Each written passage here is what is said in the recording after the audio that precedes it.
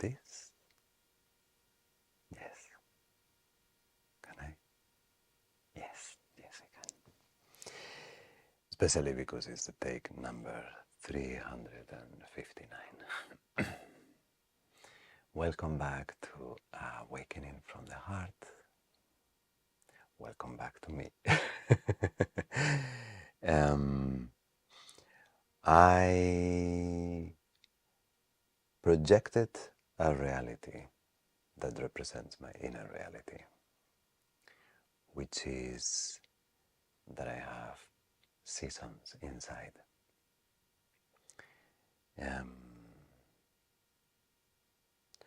There are periods where I feel very extrovert, very creative, very full of ideas and bubbles and spark.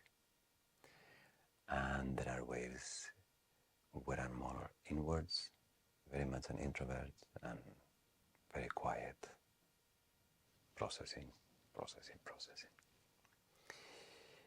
So my life has somehow over time reflected that as well. And I have periods of intense work and periods a little softer. And through my work, I maintain continuity in a beautiful way because it allows me that within my days I can go in and out by having my beautiful encounters with people through shiatsu and yoga. And then I can also come back to my silence and my introvert me. So I have this not just within the year, but within my days. And it's been very useful. Yeah, I'm always in process. I'm always having something to deal with internally, which is why I do what I do. So it's very useful to have space to retrieve to. But when I started the podcast, I also understood that once I greenlighted it, it would require a certain regularity and a certain dependability because what I'm doing is I'm building a relationship with you. And at the same time, I also knew that it's me, nothing more and nothing less. This is not a company or a business, it's just me. So the podcast needs to also accommodate my personality and the fact that sometimes I need to be quiet. So there is a balance to be found, and I think I don't think I will ever manage to deliver something every week. That's not me. But it felt important to return.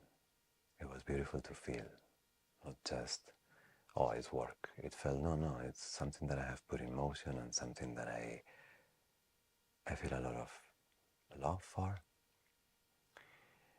So despite the moment of hesitation and as you get distance with things, you also start to doubt yourself. Not just out of duty, but out of sincere desire to continue with the process. Both with the process for myself, because I don't write things and I don't know. I don't have conclusions. I'm always fluid inside. So in a way to have these conversations with you is interesting for myself. I'm enjoying. I'm learning a lot about myself and also because the reason why I started is because when I have those moments that I feel a little less powerful or less connected or more isolated or more in doubt or a little on the blue side of things, I never mind that. It's been my whole life. I kind of go in and out of those states. It never feels super heavy. I enjoy melancholy and I enjoy trying to figure out what the confusion is about, and it makes me very philosophical at times, and I can enjoy that, yeah. But I realized that in those moments to have other human processes to drink from and get inspired from is always been a strategy of mine. So whether it's books or the radio when I was younger, or articles in magazines, or conversations with good friends, and I don't know, without asking for advice or for fix me, that has never worked for me. But to witness or be somehow included in somebody else's process has always fascinated me and has always been very beneficial. So that is part of the reason that I'm offering this, is in a way, since I'm always processing, I might donate a percentage of my process to the good of others. So the return was tiptoeing. A part of me was like, what are we doing? But a more substantial part of me is actually very much looking forward to continue with the adventure, and this is the first step. And then I thought that maybe a good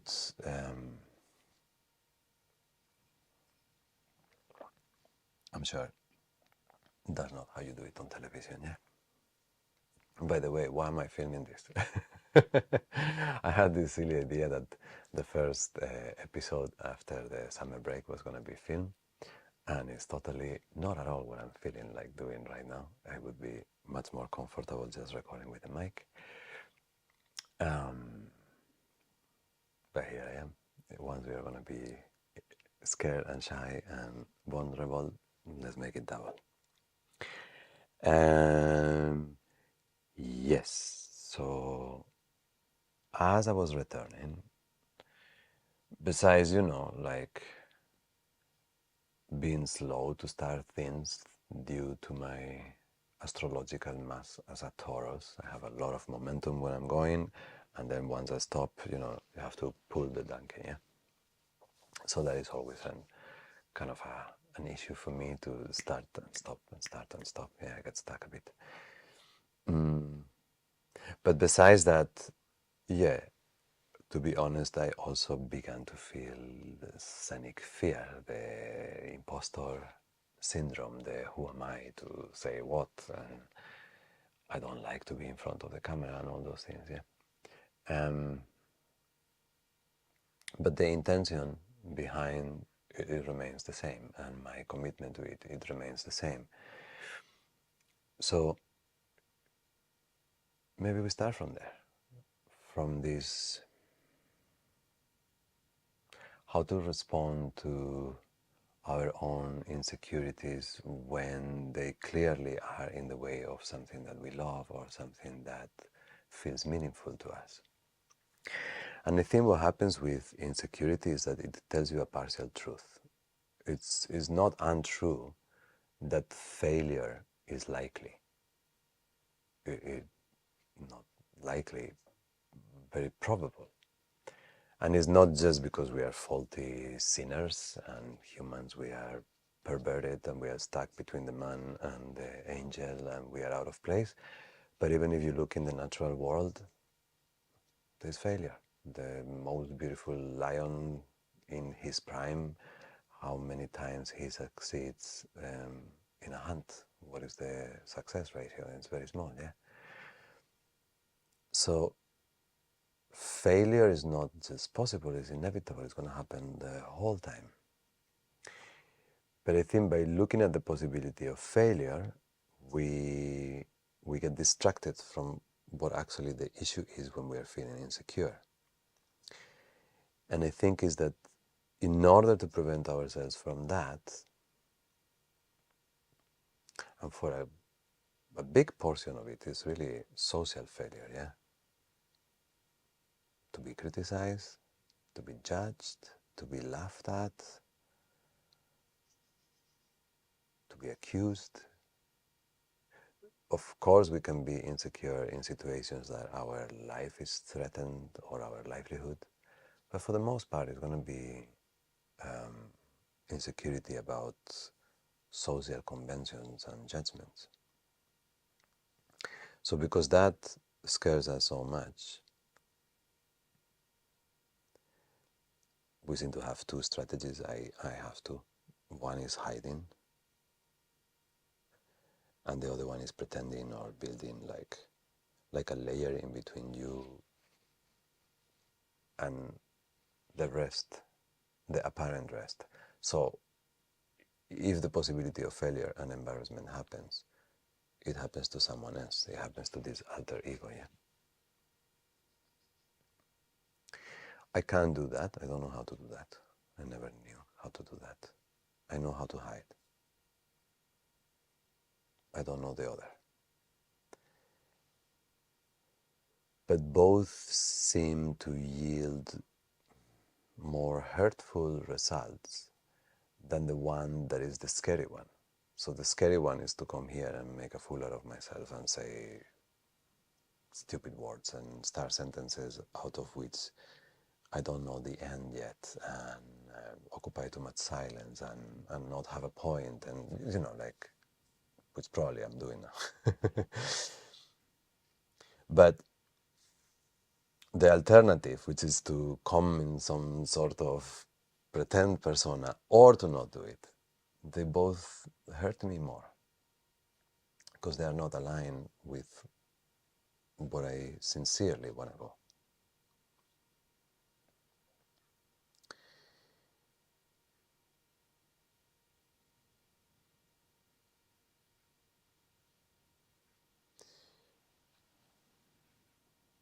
And if you choose this one, feel the fear and do it anyway, that they say.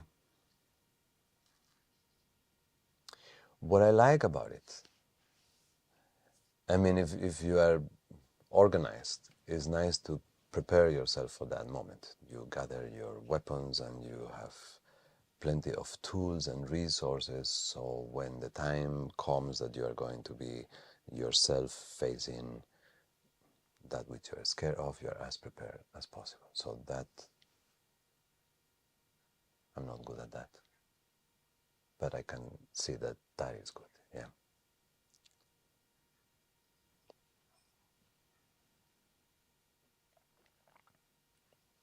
But the moment, the actual moment, I think what I like about it is that it uncorks something. With this tendency to sit and look at a situation, sometimes I can feel this build up, like I was describing before. And then there is a fantasy that the build up will dissolve by you doing some internal process and by do some healing, some ceremony, some meditation, some, I don't know, aha moment, and then poof, it disappears. But more often than not, reality says that that actually dissolves in motion. It is in motion where you feel the fear, loosen up through it, say, fuck it, okay, everybody's laughing at me, and finally you are going. And then um, hopefully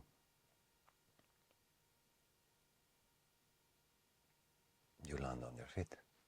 Hopefully. And if you land in your bum, on your bum, well, stand up, yeah. I heard an interview between Rogan and Robert Rodriguez.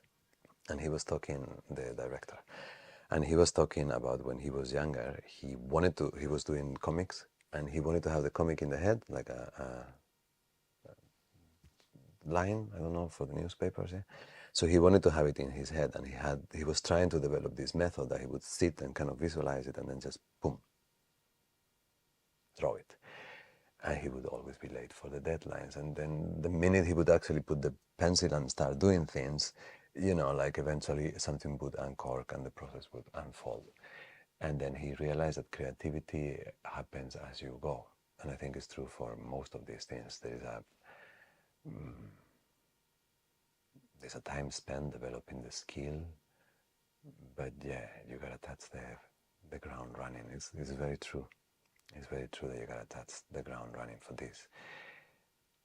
And the other one, the pretending, the building roles so you're never caught off guard, you're never caught with your pants down and stain of poo in your underwear. Look, I didn't take that, so I don't know how that feels. I see the effects. And yeah, people suffer from that a lot. Because the one only thing that you can do, the one only success, like really true success, there's one thing that you come here to do. I think everybody's confused about everything else. 100% sure, no, but 99% sure that no one really knows what's going on. But the one thing that you know is that as you come here, the one thing that you can only be in is you. That's like you. You cannot be someone else. Every effort spent pretending, trying to be someone else, is the one place that we're wasting our time.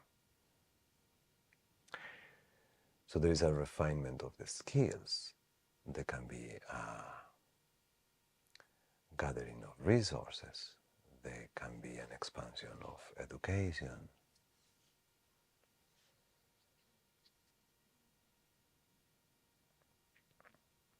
But there is an energetic signature of who we are, that pretending that we are not that, to not feel shame. Yeah, it causes more pain. It causes a prison, and the insecurity becomes almost perennial. It never goes away. Because you're always second guessing what someone else in your shoes that looks like you but it's not exactly you would respond. Yeah, I think that's a very painful way to live. So these moments when you, when you jump into the river, they're not pleasant. I still don't get used to them.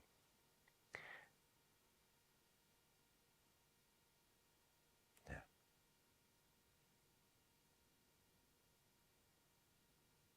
But what brings me to my second part. But besides, our private relationship with our own insecurity and the methods that we use to overcome it, I also wanted to come back because I feel something, and I think you feel it too.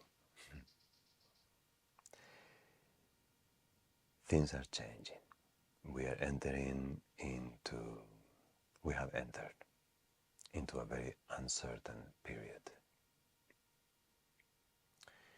There's a few characteristics of this moment. I think the speed is one. The speed with which things are going to change once AI enter in the picture. It's almost not humanly possible to catch up with all the changes in all the departments. It's from your profession to your private life, to your finances, to politics, to all sorts of things. Everything. Everything is happening so fast. Hello, Maui. Things are happening very slow for Maui. Hello, baby. Yes, you can go up. Up. Up.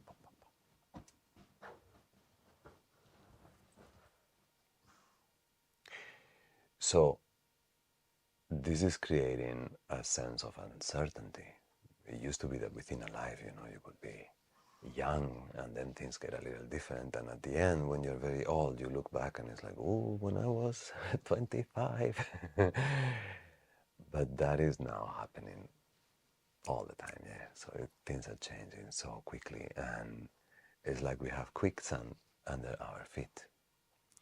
Another thing is that the changes that are coming, it is not simply a swing of mind that all of a sudden we have gone from, yeah, purple is off, I want it green. No, the changes are motivated because we have arrived very close to the cliff and we have to change. So the expression of this change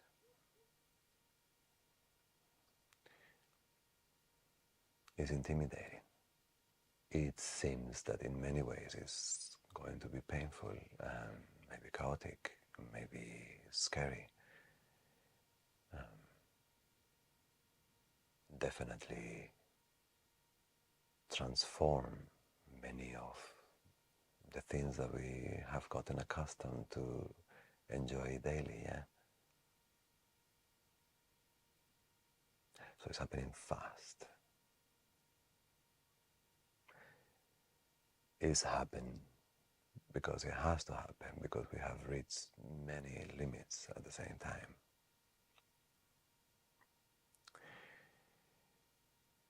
Another characteristic, as everything changes,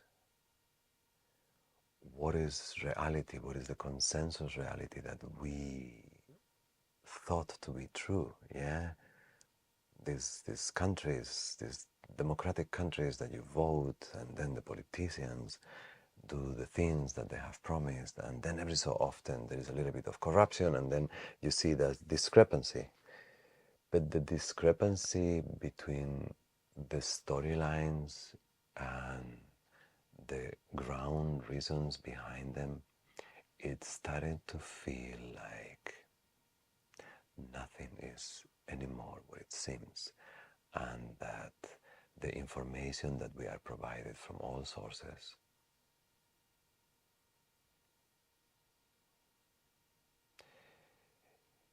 is not creating an accurate picture of what reality is, which means that in one way or another we are living in fiction. And not only we are living in fiction,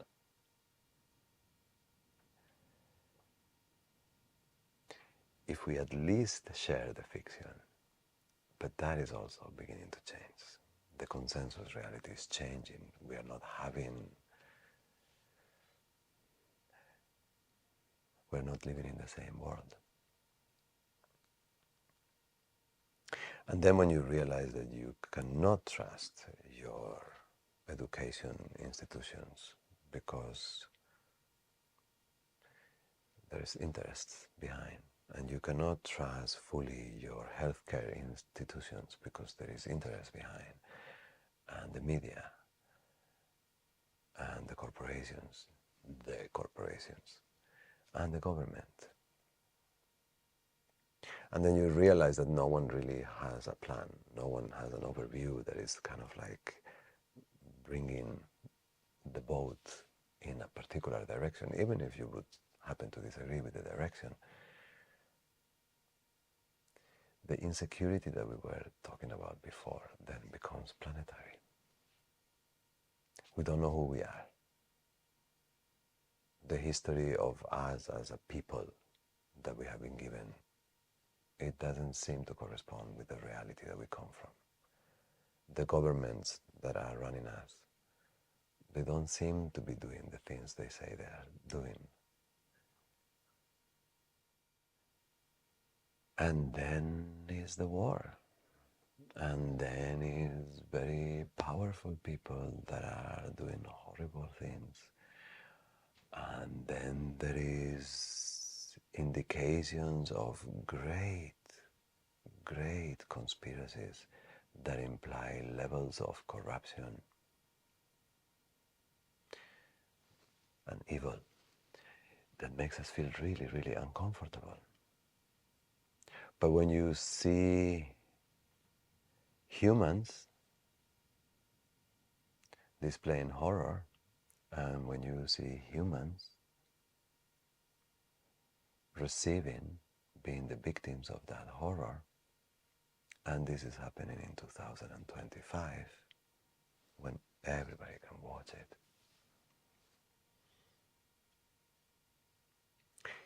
We can't help but to feel that both sides are inside. We can't help it. It touches so deep inside. And we're all very busy trying to not have the uncomfortable conversations, but we carry it inside. We are looking at a moment in history, personal history, collective history, the history of your country, my country, where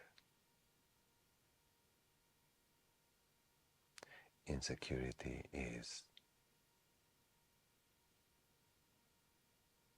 the waters that we are swimming in.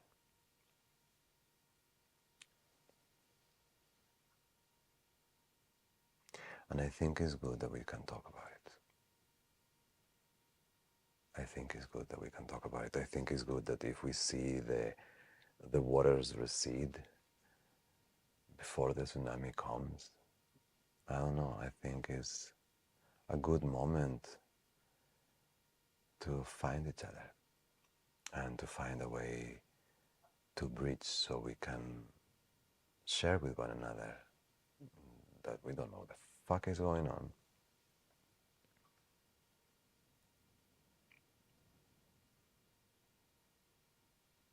That is scary.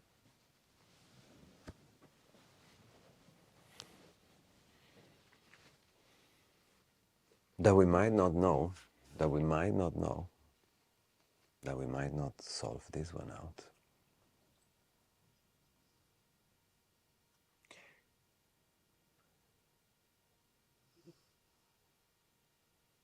But it increases the quality of the moment. It increases the truth of the moment. For you to come clean with who you are, with your fears, and not throwing them around, but just like, yeah, you know. For us to come together with who we are and not pretend that we have answers, and not pretend that we have to look away from everything in order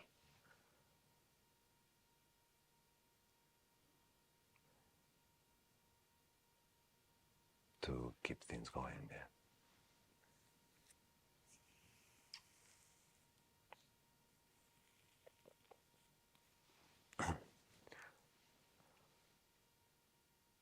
That we don't have to pretend that is not happening. That we don't have to pretend that it's business as usual. That it's okay. It's okay.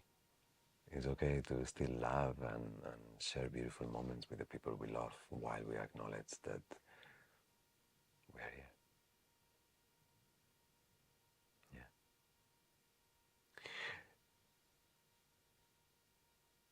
On the last day before Yomi left, we have this young adult coming into life. He's gonna find a job and start up. She's becoming a musician and she's excited, yeah. And we had this last night looking at the stars sitting out there, talking a little bit about life, about the future, and then there was this moment of silence where I could feel her intimidation. Yeah, there is this normal narrative of a young person just wanting to live, and then there is this narrative that she's hearing every day, where you shouldn't make a song because AI is going to make it for you, where there is war everywhere, where there is freedoms being taken away from us, where the food is shit, and I see these two conversations happening in her mind, and they create silence. And then I see my two conversations. I want to be daddy, and I want to tell her, you can do this, and then you should do that. And I realize I have nothing to say because whatever she has learned of how to be, she's gotten it already, yeah. And the rest, I don't know. I don't fucking know. I don't know what advice to give people. It's so different what people want to do with their lives already, and what beyond the basic, I want to be happy and I want to have meaning. What does that mean to you, to me, to anyone? So already that is unique. Someone might have a very meaningful life doing something that is shit for someone else. So the certainty in the advice givers, in the health advice givers, in the coaches, I always find it so bizarre. Yeah. So I'm there sitting in silence, and she's there sitting in silence, and we are feeling this presence of, wow, we are coexisting in a time where everything is going to change. And it's very intimate because it's crazy, it's so exciting, it's so intimidating and scary, but it's here. Yeah, so to have this little moment with her, then we looked at each other, and it was so beautiful. It was so beautiful to not say anything. And in that silence, the only thing that we can say to each other, or at least I can say to her, I'm here. No matter what, no matter when, I'm here.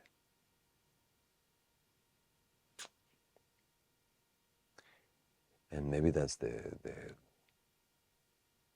message that begins to need to come through, yeah? I don't know. I don't know what the fuck is gonna happen, but I'm here. Instead of get out of the way, there are limited resources and we are gonna compete. So get out of the way before I take you out of the way. So instead of that, I'm here. And it's not easy, yeah? And you never know who you are until the situation is in front of you. But I tell you, it feels very personal, the suffering. It's something is changing, and I feel everyone's suffering very personal. I'll tell you a little story. I saw a video about someone that was saying there is a comet, and in some year there is a percentage that might hit the earth, and so they were doing a video representation of the impact, and I saw it was somewhere in California. And a part of my mind went, ah, then at least for the first impact I'm safe, because that would mean a wave in the Pacific. Barely the sentence had finished in my head when another part of me went like, but you fucking idiot. It's all us. And it wasn't judgment. It was not me judging myself for having said something horrible in my head. I feel it. I feel it. That this is not a time where someone else's pain is not yours. I think it's a time where everybody's pain is everybody's pain.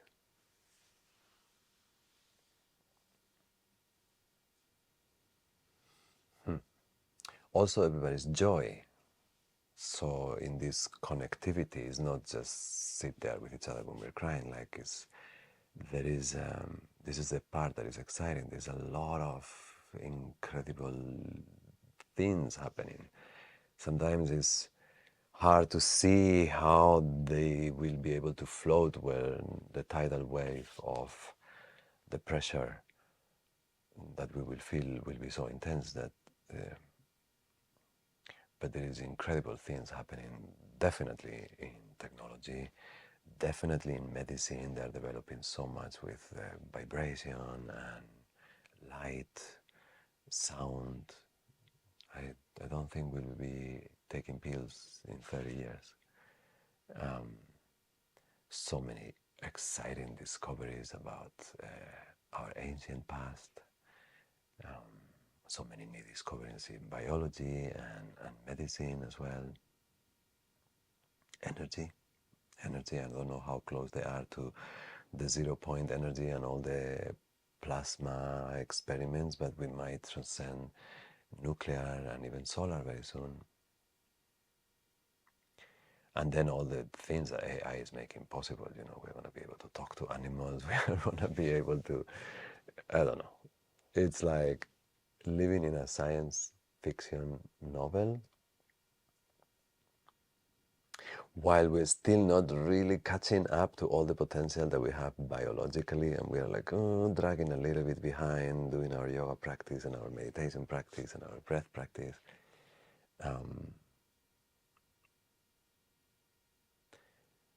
And in general, a sense of potentiality of anything and everything being possible, because the moment is so